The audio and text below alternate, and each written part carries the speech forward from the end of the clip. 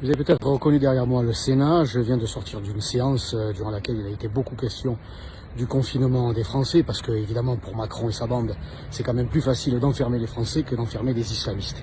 Alors j'ai entendu mes collègues de droite notamment s'exprimer sur ce qui s'est passé ce matin à Nice, et puis proposer des mesures fortes, faire la leçon. Je voulais leur dire, mais taisez-vous quoi, fermez-la, parce que les responsables c'est vous.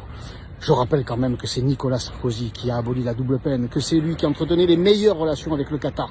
C'est sous sa présidence que les chiffres de l'immigration dans notre pays ont atteint des sommets. C'est lui qui a aboli la double peine. Alors, si nous sommes dans cette situation aujourd'hui, c'est en raison de la politique d'immigration massive qui a été soutenue tant par la gauche que par la droite. Et puis elle a été soutenue localement.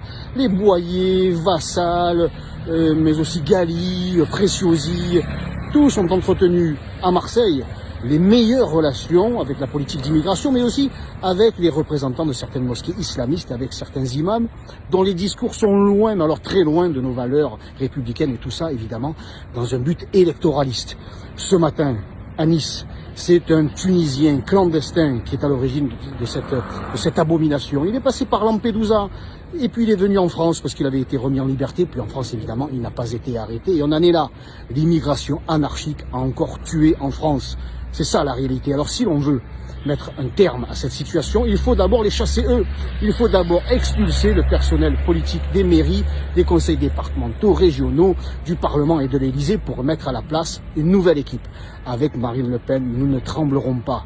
Nous stopperons la politique d'immigration. Nous expulserons tous les imams, tous les fichiers S, tous les radicalisés, et nous ferons en sorte de protéger les Français. Et puis alors, les associations, le printemps marseillais, les islamo-gauchistes de Mélenchon, certains médias pourront venir pleurnicher, nous faire la leçon. Personnellement, cela ne me touchera pas. Moi, je traquerai les islamistes jusque dans les chiottes s'il le faut, parce que c'est urgent, le sang français a assez coulé.